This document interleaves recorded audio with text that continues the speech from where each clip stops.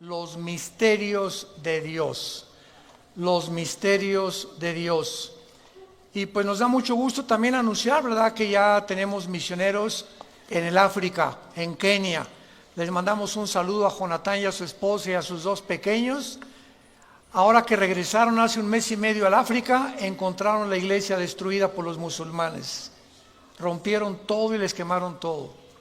Y están volviendo otra vez a levantar otra. Así que imagínense ustedes en qué circunstancias se encuentra esta familia tan valiente y quieren después irse a Somalia.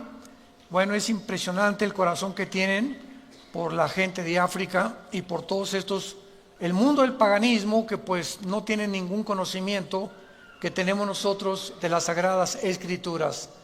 Métanse por favor a nuestra página villanuevaparaelmundo.org. Ahí está la dirección de ellos, mándenles correos, hoy les felicitamos. Estamos con ustedes, somos la familia Díaz, la familia como Rodríguez. Tenemos conocimiento que forman ya parte de Villanueva para el Mundo, para que los podamos animar. ¿Por qué tenemos a tantos misioneros ya? Por ustedes, por las ofrendas precisamente que nos dan. En eso las utilizamos en pastores, en misioneros, en choferes, en secretarias, en viajes, en avión. Todo eso se necesita para la obra de Dios. Así que le damos gracias a todos ustedes por la generosidad con la que han participado, porque es fruto que va a abundar para vuestra cuenta. Abran sus Biblias en el libro del Génesis capítulo 2. Y en esta cuarta conferencia, perdón, dije la tercera, es la cuarta conferencia. Ya vimos en la tercera, la primera parte, sobre el misterio, se llamó del huerto del Edén. El misterio del huerto del Edén. Y cuando venimos a la Biblia, pues encontramos misterios que tal vez tú ya has leído muchas veces, o versículos, o libros, y que el año que entra lo vuelves a leer y vuelves a encontrar en lo que tú creías que ya habías leído, cosas que el Espíritu Santo no te iluminó hace 6 meses o el año pasado. Y así es el estudio de la Biblia, es el camino del justo es como la aurora, es cada vez más luz, más luz, más luz, hasta que el día amanezca. Entonces, la revelación de la Biblia ya está completa. Dios ya no tiene nada que revelarnos del infierno, del cielo o del futuro. La Biblia es un libro sellado. Así termina el Apocalipsis, nadie le puede agregar ya nada, ni le puede nadie quitar nada. Entonces, ahora ya no necesitamos más revelaciones, sino iluminación en lo que ya está revelado. ¿Me van siguiendo? Entonces, necesitamos luz, que el Espíritu Santo es la oración que hacía a la iglesia de Éfeso el apóstol Pablo, alumbrando los ojos de vuestro entendimiento, para que sepáis la esperanza a la que Dios nos ha llamado, y cuáles las riquezas de Dios para sus santos, y la supereminente grandeza de su poder, el cual resucitó a Jesucristo entre los muertos. Entonces Pablo oraba porque la iglesia de Éfeso fuera iluminada y pudieran ver a través de la iluminación del Espíritu Santo las impresionantes riquezas y tesoros escondidos en la palabra de Dios.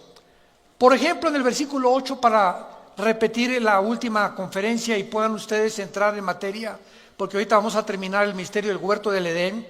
En Génesis 2:8 dice la Biblia que Dios plantó un huerto en Edén, y el huerto no es el Edén. El Edén es la zona geográfica. El Edén no sabemos cuántos millas o kilómetros cuadrados tenía, pero dentro de toda esa área que se llamaba el Edén, Dios plantó un huerto ahí, un huerto en el Edén. Dice la Biblia, y puso allí al hombre que había formado. O sea, Dios no formó al hombre en el huerto del Edén, lo formó en el Edén. Y de ahí dice, lo puso. ¿Ya lo se fijaron? No te habías fijado, ¿verdad? Ni yo tampoco. Hasta que comenzamos ya de veras a profundizar. Dios crea al varón en el occidente del Edén. Y el huerto se encontraba en el oriente del Edén. Entonces Dios nos revela la zona geográfica donde puso y colocó al hombre para que en ese círculo, no sé si era bastante grande el huerto, era el lugar donde el hombre iba a pasar la prueba. Ahora bien, la palabra Edén significa tierra de riego en el hebreo, a los que les interese apuntarlo, tierra de riego, y así lo confirma Génesis 13, versículo 10, que era como huerto de riego. Y la palabra huerto es la palabra hebrea gan, con G de gárgara, A de Armando, N de nana, gan, así como suena, y se tradujo jardín o se tradujo huerto. Entonces muchas versiones de la Biblia mencionan el jardín del Edén o el huerto del Edén. Son palabras sinónimas. Y en último lugar vimos también en la última conferencia que había 4 ríos que salían del Edén y que regaban la tierra. Y de estos 4 ríos, geográficamente 3 son localizables, como el Nilo, el Tigris y el Éufrates. Que por ejemplo el Éufrates tiene 2.900 kilómetros de largo, y el Éufrates sale desde Turquía y atraviesa casi todo el Medio Oriente y desemboca en el estrecho de Hormuz o en el Golfo Pérsico. Y sabemos en Apocalipsis capítulo 9, versículo 10 en adelante, que ahí en el río Éufrates se encuentra la zona más grande de maldad del mundo entero.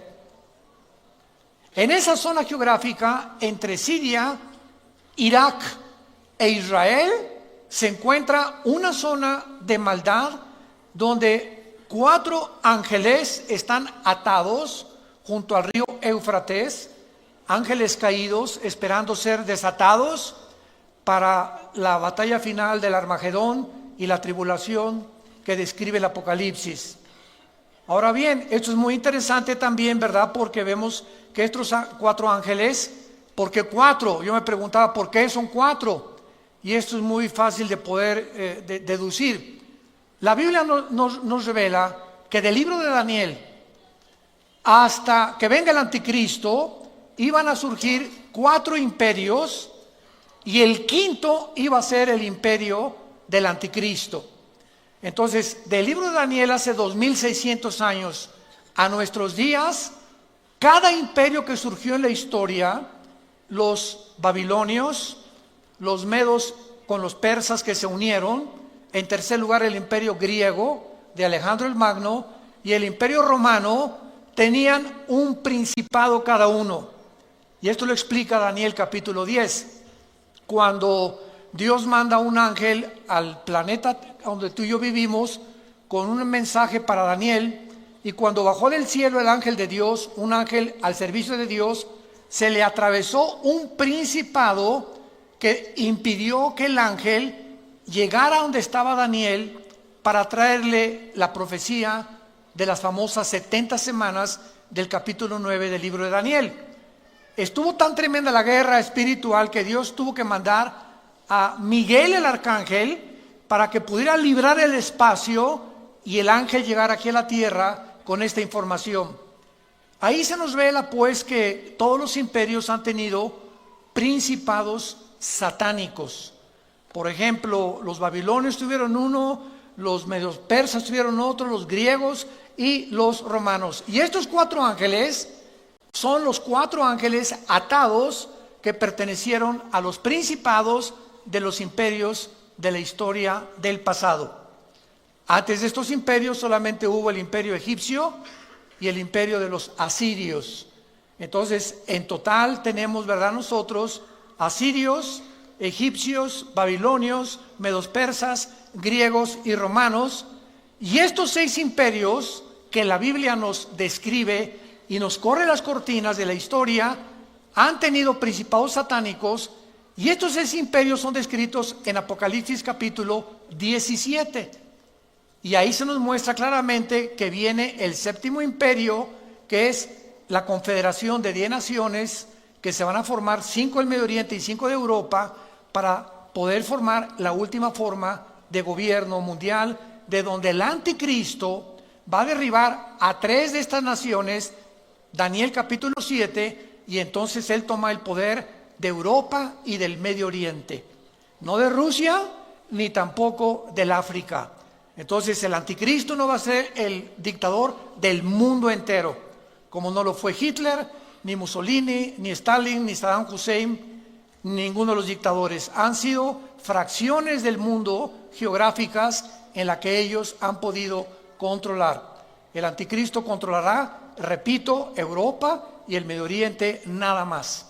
Rusia se va a aventar contra Israel, y entonces la coalición del sur, que tal vez sea Egipto con naciones del norte de África, se encontrarán en Israel para la tercera guerra mundial, que la Biblia la llama la batalla del Armagedón. Muy bien.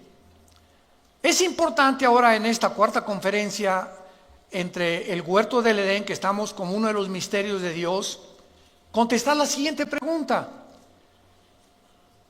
¿Realmente el huerto del Edén se encontraba en Irak, en Siria o en Jerusalén?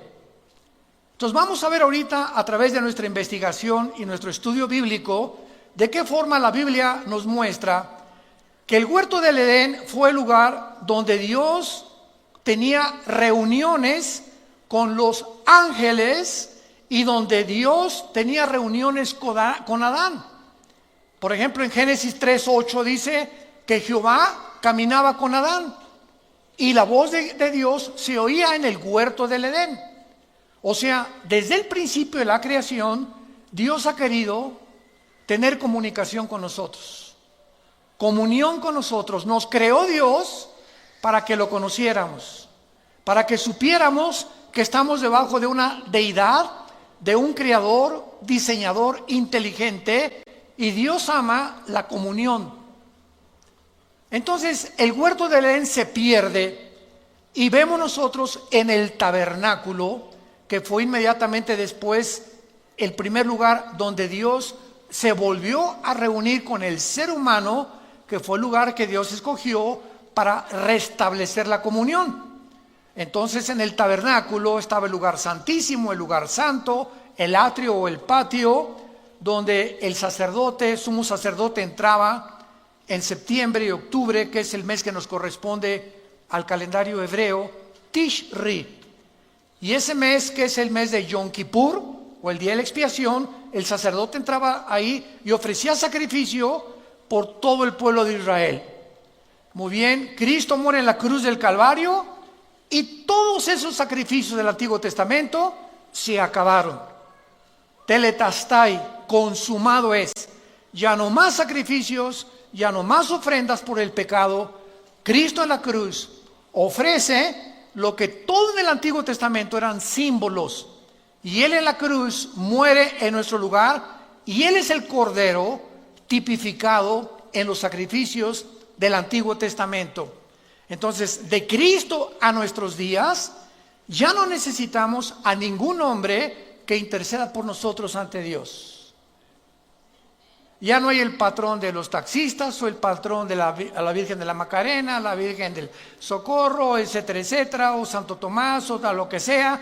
Ya podemos acercarnos, cada uno de nosotros, abiertamente, dice Hebreos 10, con confianza, con una conciencia tranquila, de que ahora me puedo acercar a Dios y llegar hoy en la noche a mi casa, o dar gracias por los alimentos en algunas horas más, y decirle: Padre, te doy gracias porque en este momento me estás oyendo.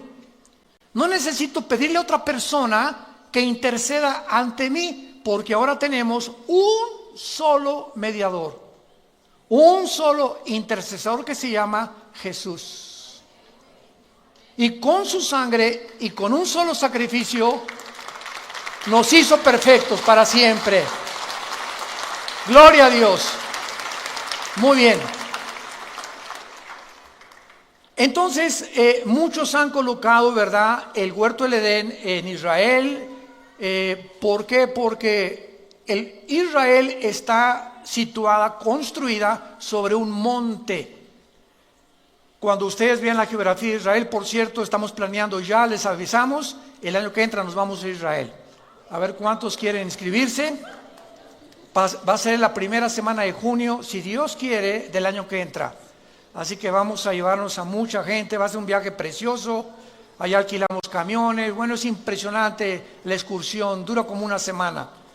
Y Israel está construida sobre el monte de Sión. El monte de Sión.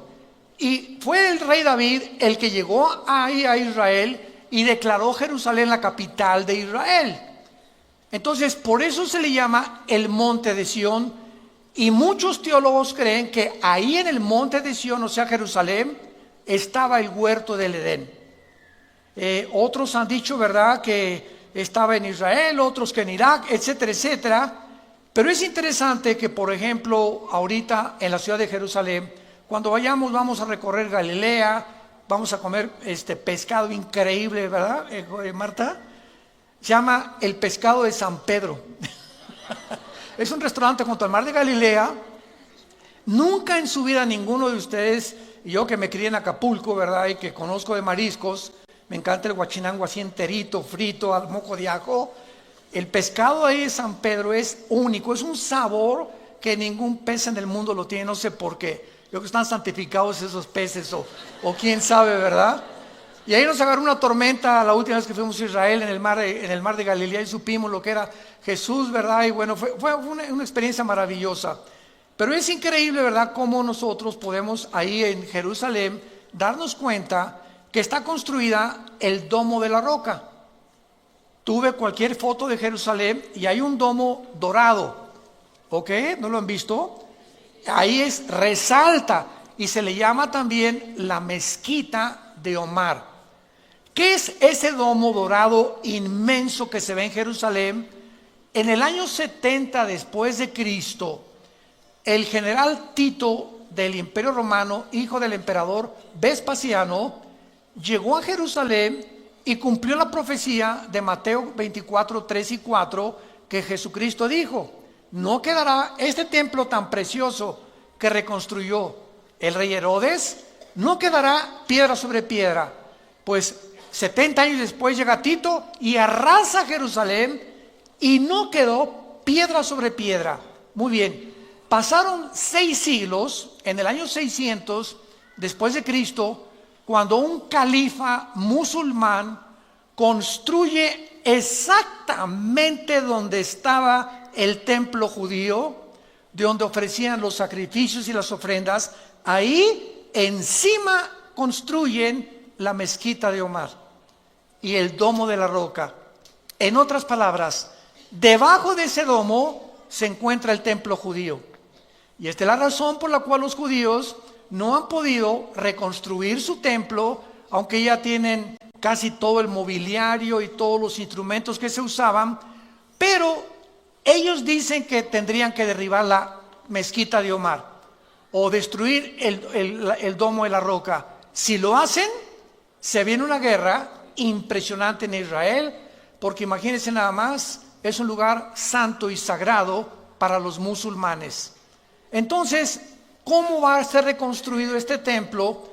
No lo sabemos, tal vez va a haber un terremoto, la invasión de Rusia e Irán que está próxima ya contra Israel. Algo va a suceder, pero los judíos necesitan ese lugar para reconstruir su templo. Entonces, esta es la razón por la cual es un lugar santo. Y es interesante que en la puerta norte de esta mezquita, cuando vayamos a Israel lo vamos a ver, o lo puedes ver en los libros de historia, se le llama la puerta del paraíso. Así le pusieron en árabe, Baj Jiná. Y en el piso enfrente de esta puerta hay una piedra de color jaspe, verde, como de medio metro cuadrado, que los musulmanes le llaman la piedra del Edén. Entonces vamos a ver muchas cosas que son interesantes, tanto en la arqueología como en la historia, que apuntan sin lugar a dudas que el huerto del Edén efectivamente se encontró en la ciudad de Jerusalén, porque ahí comenzó la humanidad. Ahí fue donde Abraham, de una forma tipológica, iba a sacrificar a Isaías, a su hijo Isaac, que era el tipo del Cordero de Dios. Ahí en Jerusalén Jesús vivió, murió, fue enterrado, resucitó. En Jerusalén ascendió hacia el cielo y en Jerusalén terminará la humanidad. Por eso les digo, apúrense, vamos antes que se acabe todo. Ahí va a acabar la humanidad, de acuerdo a la Biblia. Zacarías 12, del 2 al 3, dice en Zacarías 12, capítulo 2, versículos 2 y 3, que Jerusalén se va a convertir en una piedra pesada para los pueblos que se congreguen en contra de ella, en el día en que Dios vaya a permitir que las naciones sitien a Jerusalén y venga la guerra del Armagedón. Apocalipsis 16, del 10 en adelante. Muy bien, ahora vamos a ver el terreno espiritual. Sabiendo que la ciudad de Jerusalén, todos estos antecedentes nos van a ayudar a llevar a una conclusión lógica, histórica y teológica.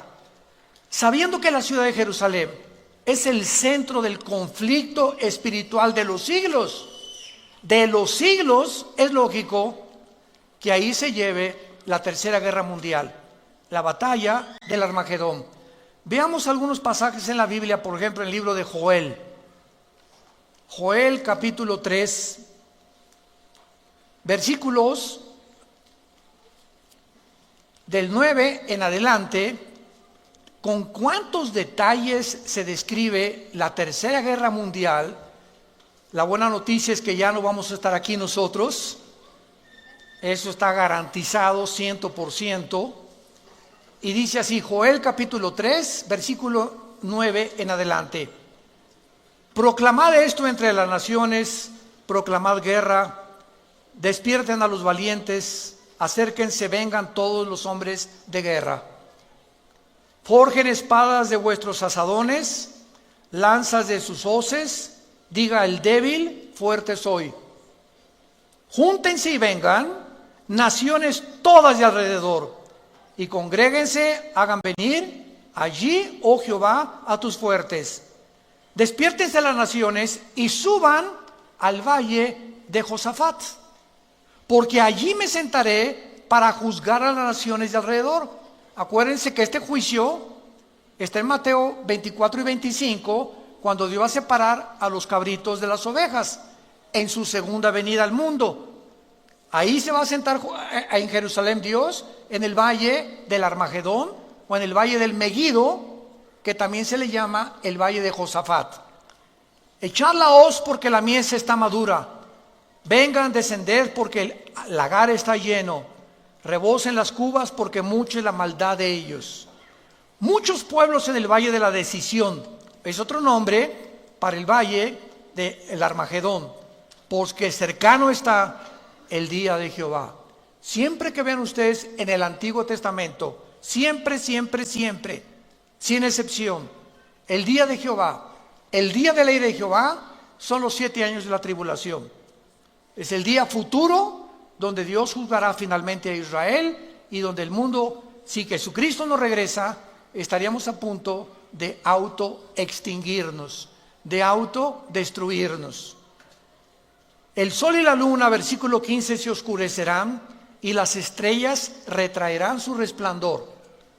Y Jehová rugirá desde Sión, o sea, desde Jerusalén, y dará su voz desde Jerusalén. Temblarán los cielos y la tierra, pero Jehová será la esperanza de su pueblo y la fortaleza de los hijos de Israel. Y conocerán que yo soy Jehová, vuestro Dios, que habito en Sión, o sea, en el monte de Sión, que es otro nombre para Jerusalén. Mi santo monte, y Jerusalén será santa, y extraños no pasarán más por ella. Vemos pues claramente el lugar geográfico que Dios ha determinado, donde se van a reunir todas las naciones del mundo. Van a venir los chinos del Medio Oriente, tal vez con Corea del Norte o con Filipinas y Tailandia, naciones del Medio Oriente. Van a venir del sur, con países africanos, tal vez Libia, Sudán, Marruecos, etcétera, etcétera. Europa, el anticristo va alarmado a juntarse ahí también con su ejército, y ahí será el momento en el que Jesucristo descienda antes que nos acabemos todos en la tercera guerra mundial. Y la Biblia profetiza que cuando Jesucristo descienda en la segunda venida, los únicos sobrevivientes en este planeta serán una tercera parte de los humanos. Cuando Jesucristo regrese, solo una tercera parte sobrevivirá a las guerras antes de la Tercera Guerra Mundial. Ahorita la próxima guerra que la Biblia profetiza es Irán atacando a Israel. Qué interesante que ya hace 2-3 semanas hay una tensión tremenda entre Irán y Estados Unidos. El presidente Trump ya les avisó, ¿verdad? No nos van a amenazar.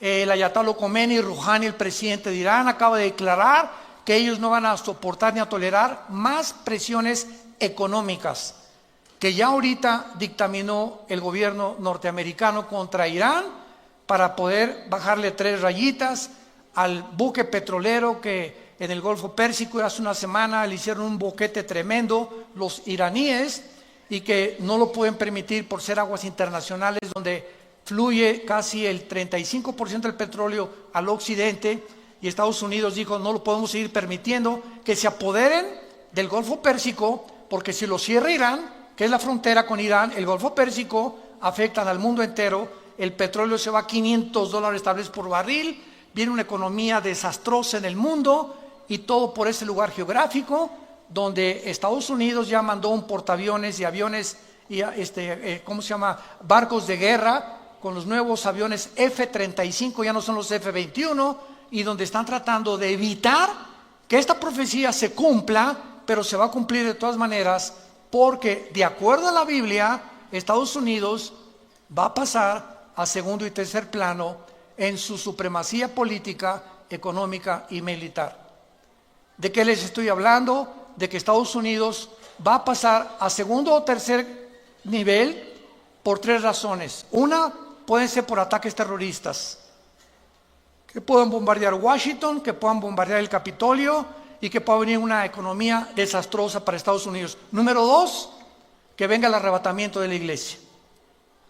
En el arrebatamiento de la iglesia se calcula que el 40% en Norteamérica son cristianos. En Europa el 0.05. Así que cuando venga el rapto de la iglesia, los europeos ni se van a dar color, como dicen los muchachos, ¿verdad? Ni en cuenta, porque pues ya el cristianismo es impresionante. El ateísmo y el racionalismo francés y alemán predomina completamente en Europa desde hace 50 años aproximadamente. Y en tercer lugar, la deuda externa de Estados Unidos alcanza ahorita los 23 trillones de dólares. 23 trillones de dólares. ¿Saben ustedes, para que tengan idea, cuánto es 1 trillón de dólares? Si tú comienzas a contar $1 de aquí a 250 años, no alcanzas a contar 1 trillón de dólares. Para que lo compares con lo que tienes en el cochinito en tu casa, en nuestra alcancía.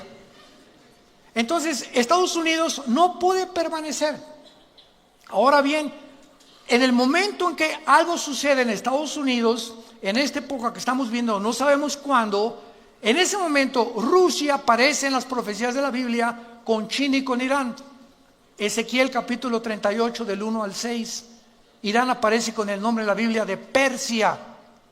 Y Persia se le cambió el nombre a Irán en 1935, a la República Islámica de Irán.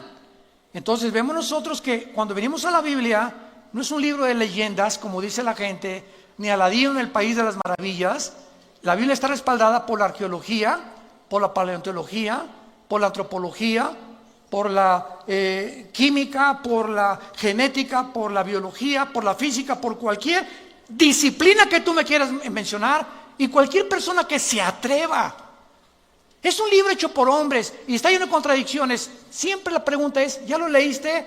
Cabeza ¿de qué le decimos? Para no decir ya nada, ¿verdad? De aguacate me dijeron. Bueno, por favor, entonces estamos en un mundo donde la gente está comenzando a hablar cosas sin sentido y donde los medios de comunicación están propagando cosas espantosas. ¿Por qué? Porque para que lleguemos al punto que la Biblia profetizó, antes de que nosotros naciéramos y antes de que pudiéramos comprender que los profetas hebreos hablaron al pie de la letra todo lo que profetizaron, el mundo tiene que llegar, escúcheme con mucho cuidado, a la destrucción de la familia. Tenemos que decir que hay una luz y la iglesia es la luz. No hay nadie más que la iglesia cristiana como la luz del mundo. Tenemos que alumbrar y tenemos que ayudar a tanta gente que están autodestruyéndose por una mala información. Muy bien, veamos en Éxodo capítulo 25 de qué forma en el huerto del Edén o en el jardín del Edén, pues era un lugar geográfico con plantas, con manzanas, con frutas, etcétera, etcétera. Y nos quedamos en la que Dios tenía su comunión ahí con el ser humano y el intento de Dios de restablecer la comunión con nosotros y decirnos cuál es el camino. Hizo el tabernáculo Moisés y el tabernáculo tenía dentro un menorá, era como una lámpara de 7 brazos que representaba el huerto del Edén. El menorá representaba el huerto del Edén. Y veámoslo por qué. En Éxodo 25, dice en el versículo 31 en adelante, cuando se ordena hacer las piezas del tabernáculo, pongan mucha atención y concéntrense en esto que es maravilloso. Harás también un candelero de oro puro, labrado a martillo, se hará el candelero, en pie su caña. ¿Qué es una caña? Es el tronco. Sus copas, que son las copas de las flores, sus manzanas y sus flores serán de lo mismo. ¿Habías notado eso? Que cada uno de los pilotes del candelero simbolizaban árboles, hablando de los árboles que tenemos aquí adentro, las neuronas. Vean ustedes a continuación, saldrán 6 brazos de sus lados, 3 brazos del candelero a un lado, 3 brazos del otro, 3 copas en forma de flor de almendro, una manzana y una flor, 3 copas en flor de almendro, forma de flor de almendro, otro brazo, una manzana, una flor, así en los brazos que están del candelero. Vemos nosotros que el candelero, que era la luz, era la forma en la que Dios estaba comunicándonos. Los expulsé del huerto del Edén, el jardín que les preparé porque les amo, y quiero decirles a ustedes en la construcción del candelero que no me he olvidado de ustedes. Les doy la representación del candelero ahora dentro del tabernáculo, para que puedan ustedes en su corazón recordar que soy un Dios que te ha amado con amor eterno y que no me he olvidado de ti. Cuando alguien se olvida de Dios, eres tú. Dios nunca se olvida de nosotros. Cuando alguien abandona a Dios, eres tú, no es Dios el que nos abandona. Dios nos dice: estaré contigo, no temas, nunca te dejaré ni te desampararé. Cuando sentimos que Dios nos ha abandonado, no es Él que nos ha abandonado, somos nosotros.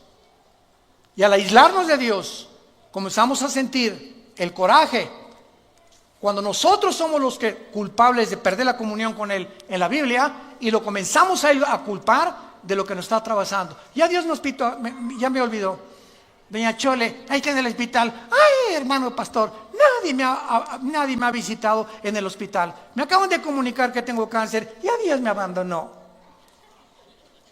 Doña Chole, cuando Jesús moría en la cruz, ¿dónde estaba Dios? Podríamos decir, fue lo que dijeron los fariseos. ¿Cómo es posible, y los griegos, que este hombre se diga hijo de Dios? Si fuera hijo de Dios, Dios haría algo por él. Sin embargo, detrás de esa cruz y de ese sacrificio y de ese guiñapo humano en el que el Hijo de Dios se convirtió, se encontraba la sabiduría de Dios, el poder y el amor de Dios. Pero ¿cómo se podría interpretar así cuando un hombre ensangrentado moría en la cruz? Porque los pensamientos de Dios no son nuestros pensamientos, ni sus caminos son nuestros caminos. ¿Tú quieres con tu mente intelectual tratar de comprender a Dios? ¿Y quieres que Él piense como tú piensas? Es que si yo fuera Dios no haría esto. Y si yo permitiera a Dios, yo pensaría de otra manera. Claro que sí, cerebro de caracol y de chapulín. Esa es la soberbia intelectual que nos hace bajar a Dios y colocarlo en el banquillo de los acusados y convertirnos en abogados acusadores, en fiscales de Dios. Ahora tú contéstame, Dios, ¿por qué hiciste esto? ¿Por qué hiciste aquello? Cerebro de aguacate. Esta es la razón por la cual Jesús, cuando bajó al mundo, dijo que la característica y la virtud más grande para un ser humano conocer a Dios se llama la humildad. La humildad. Y la humildad no es, hermanito, ¿cómo está? Y andar con guarachitos y eso de que los pobres son humildes. ¿De dónde sacaron eso? Eso no es bíblico. La persona humilde, de acuerdo a la Biblia, es la persona que reconoce su incapacidad de gobernar su vida, ni su matrimonio, ni sus hijos, ni su negocio, que tiene necesidad de alguien más, que lo saque del hoyo donde nos encontrábamos muchos de nosotros, de las tinieblas que cubrían nuestra mente hace muchos años para muchos de nosotros, que venga un rayo de luz y que nos muestre que existe otro mundo y que hay esperanza y que podemos vivir mejor, y ese reconocimiento se llama humildad. Porque hasta que tú no reconoces una entidad espiritual superior a ti, nunca conocerás la verdad. Te vas a meter en una cárcel intelectual donde yo soy escéptico, agnóstico, o ateo, o humanista, o materialista, o darwinianista, o evolucionista, y ahí te encierras. Y jamás saldrás de esa prisión, porque Jesús vino a abrirnos las puertas de la prisión, a darle libertad a los cautivos, vista a los ciegos, dirección y camino a los humildes de corazón. Vemos nosotros pues aquí en esta descripción maravillosa de Éxodo 25, en el versículo 34, y en la caña central del candelero 4 copas en forma de flor de almendro. Otra vez flores, manzanas y flores. Habrá una manzana debajo de los brazos del mismo, etcétera, etcétera. Y en todo esto, ¿qué se está simbolizando? Un jardín. ¿Qué jardín? El jardín del Edén. El paraíso donde Dios colocó a la primer pareja de seres humanos para probarlos y para mostrarnos que aun cuando quedamos mal con Él y le hemos rechazado y hemos querido hacer nuestras propias leyes y nuestro propio código de conducta y de moral, Dios se acuerda de nosotros. Muchos de ustedes que nos oyen por la televisión y los medios masivos de comunicación, o los que han venido aquí en asistencia, no has venido por coincidencia. Quiero decírtelo de una vez. Tú no has venido aquí a escuchar a un hombre, has venido a escuchar lo que la Biblia dice acerca de tu vida, de mi vida y del futuro. Y has venido a escuchar dónde se encuentra la medicina para que salgas del hoyo donde te encuentras. Hace muchos años dicen que un hombre se encontraba en un pozo. Y pasó un hombre y le dijo, ahí te va estas reglas de ética, léelas. Y luego pasó otro hombre y le dijo, le sobó la cabecita y le dijo, te deseo lo mejor, que salgas pronto. Y pasó un tercer hombre y le dio la mano y lo sacó del pozo. El primer hombre fue Confucio, el segundo hombre fue Buda y el tercero hombre fue Jesús. De todos los líderes religiosos que ha habido en el pasado, Él es el único que nos vino a sacar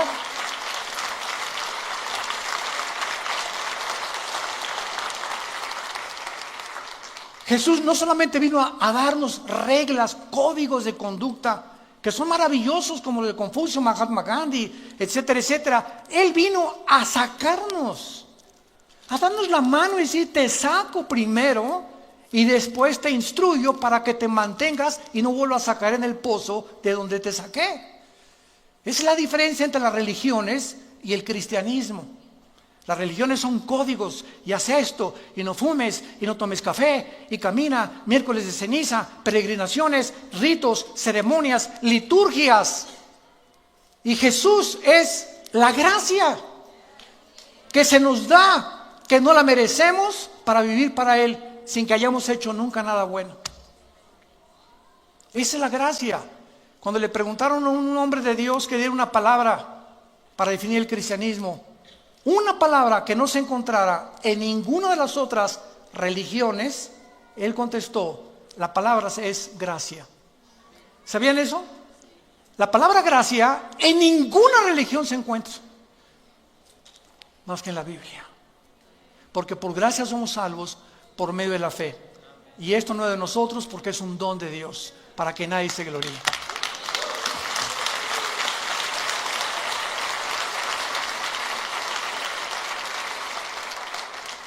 Ahora, veamos la supremacía de Jerusalén en la Biblia también y a través de la historia, y pensemos seriamente en esto. ¿Por qué Dios declara en la Biblia a Jerusalén el centro de las naciones? En otras palabras, la Biblia declara el ombligo de las naciones a Jerusalén, así como el lugar donde Dios dijo que su nombre no iba a estar en Metepec, sino en Jerusalén. Su nombre ahora está en nosotros, los que seguimos a Jesús.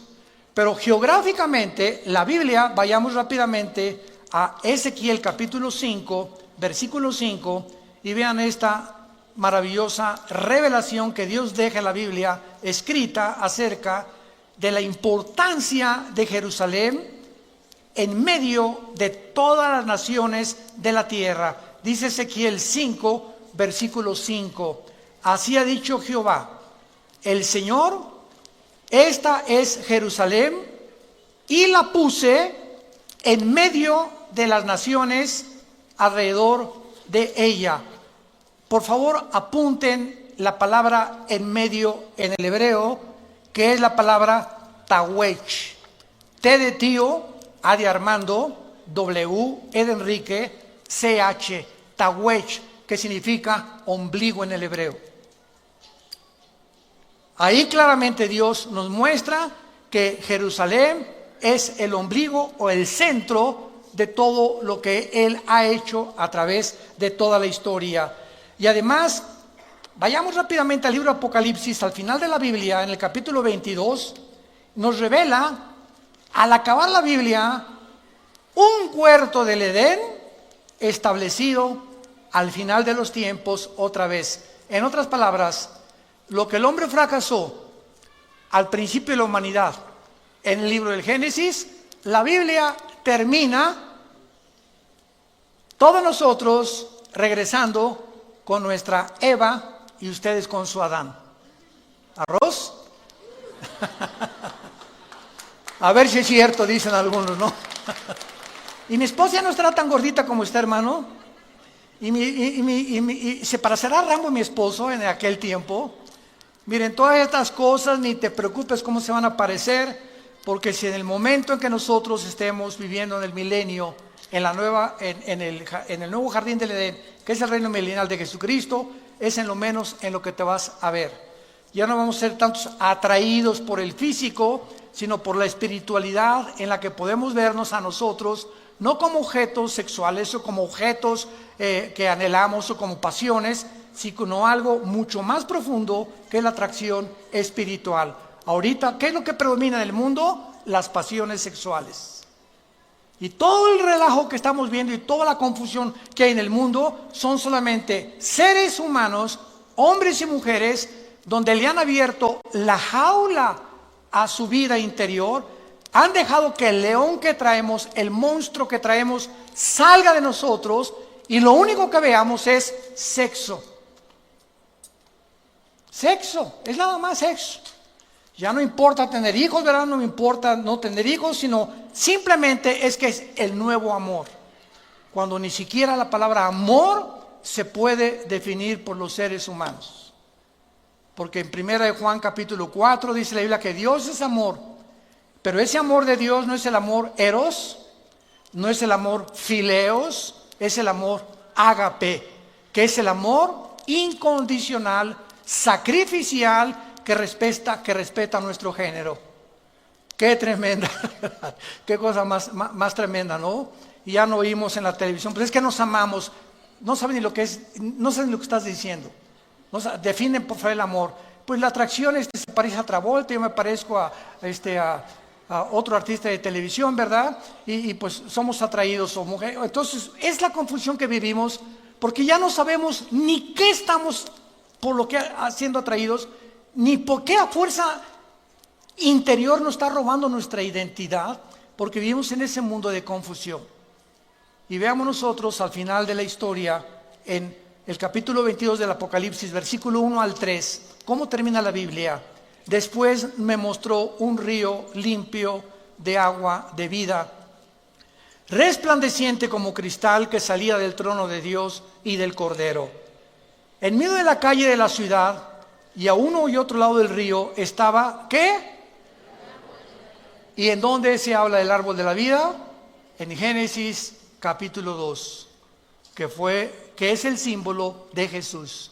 Él es Jesús, el árbol de la vida, que produce otra vez frutos, dada cada mes su fruto, hojas, árboles, fruto, árboles, para la sanidad de las naciones, y no habrá más maldición.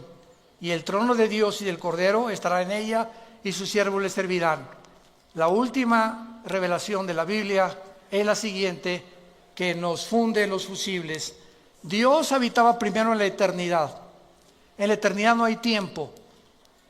La eternidad, cuando Einstein postuló el tiempo como una forma de la cuarta dimensión, vemos nosotros que el tiempo tuvo un inicio, Génesis 1, la materia y el espacio tuvieron un inicio físicamente, cuantitativamente y cuánticamente, y vemos nosotros que ese espacio, materia y tiempo donde nosotros vivimos ahorita se va a terminar. Y cuando Dios creó el tiempo, la materia y el espacio, Él vivía en la eternidad, hizo un tercer cielo para Él habitar ahí. Segunda de Corintios capítulo 12 del 1 al 3, hizo un segundo cielo, que es el segundo cósmico que vemos, hizo el primer cielo, donde tú y yo habitamos, que es de la atmósfera hacia abajo. Y la revelación que la Biblia nos da es la siguiente: Dios habitaba en la eternidad, después bajó a un tercer cielo, y en el milenio Dios va a bajar de su tercer cielo, donde está su trono, y su trono ahora va a estar en la ciudad de Jerusalén. Ahí va a estar Dios gobernando el nuevo universo y los nuevos cielos y las nuevas tierras que va a crear desde este insignificante, pequeñísimo planeta Tierra donde tú y yo vivimos. El creador de los cielos y la tierra bajará y se sentará y tendremos acceso a Él, como ahorita lo tenemos a través de la oración en el Espíritu, y físicamente nosotros seremos enviados. No sé cuántas galaxias o cuántos mundos va Dios mandar, pero somos nosotros la insignificante iglesia, que somos menores que los ángeles ahorita en sabiduría y en poder, que nosotros vamos a ser puestos arriba de los ángeles. Nosotros vamos a juzgar a los ángeles, y los ángeles quedarán ayudándonos como siervos de nosotros, la iglesia. Esta es la posición y es la esperanza y el futuro que Dios nos promete en su palabra. Para que no pierdas la esperanza a la que fuimos llamados hasta el final de tu vida. Tu fe y mi fe no es en vano. No es en vano haber confiado en el Hijo de Dios, en el único que nos ha dicho: yo soy el camino, la verdad y la vida. Síguelo hasta el final de tu vida. No desmayes, no te desanimes, levanta tus alas como las águilas, porque Él te dará nuevas fuerzas. Y si tú has venido en este momento desanimado, desilusionado de tantas cosas, el mundo, en el basurero que nos rodea, porque el mundo está oliendo ya a putrefacción, ya por todos huele a putrefacción, ya amenazas de guerra en la economía, moral, degeneración, perversiones. Esto se va a acabar pronto. Él viene por nosotros, y en ese día sabrás que valió la pena confiar en el Hijo de Dios. no quisieran muchos de ustedes venir en esta mañana a la cruz de Jesucristo. Te damos gracias, Señor, en esta mañana por tu palabra, porque nos manda, Señor, que podamos nosotros en nuestro entendimiento fijarlo ya claramente y esperar por completo en la gracia que se nos traerá cuando Jesucristo sea manifestado. Aquel varón que bajó del cielo a este mundo, que fue crucificado, muerto, enterrado y resucitado a los 3 días, vive y quiere entrar a tu vida en esta mañana, en la que Él a través de la Biblia te menciona que te ama, que no quiere tu condenación, que puede transformar tus pensamientos y te puede devolver tu identidad, que muchos han perdido, porque es el propósito satánico robarnos nuestra identidad. Oh Dios, gracias por haber bajado a tendernos la mano y a morir por nosotros en una cruz. Y si alguna persona quiere en este momento recibir a Jesucristo como su Señor y Salvador, para que Él entre a tu vida y te ilumine y amplíe tu comprensión del mundo invisible espiritual que nos rodea, y no camines ya en tanta confusión, en tantas opiniones de hombres como tú y como yo, que no tienen la verdad, ni tampoco la medicina, solo la tiene el Hijo de Dios, porque su sangre nos limpia de todo pecado. Y si tus pecados hoy fueran como el carbón, y tú me digas, he abortado 8 niños, he matado 50 personas, convertí mi género en otro género, estoy negando mi sexualidad, no importa lo que tú hayas hecho, en la sangre de Cristo verás el milagro de ser transformado en una nueva criatura. Y las cosas viejas quedarán atrás y descubrirás que Él vive por los siglos de los siglos, en quien oramos y te damos las gracias. Amén.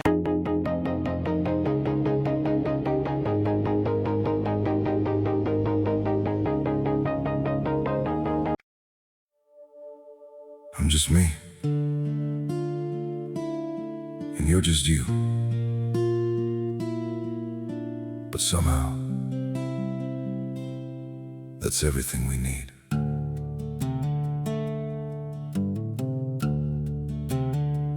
I don't have a perfect story, no shining crown to wear, just a heart that keeps on choosing you in every prayer.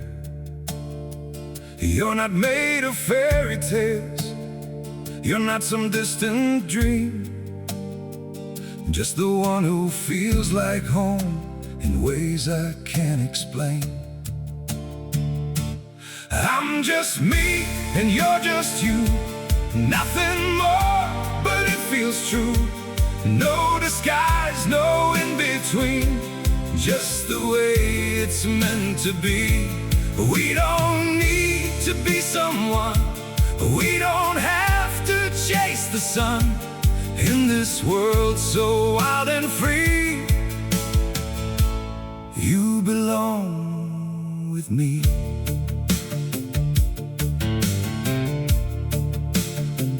We're not written like a story people talk about for years, but in every quiet moment, you're the one I feel so near. I'm just me and you're just you, nothing more, but it feels true. No disguise, no in between, just the way it's meant to be. We don't need to be someone, we don't have to chase the sun, in this world so wild and free. You belong with me. Maybe we're not perfect, maybe we don't shine, but if you stay beside me, then everything is right. I'm just me and you're just you, Still somehow we make it through every road and every sea. Lead you back to me. We don't need the stars above, we already have enough. Simple hearts, one destiny. You're the one for me.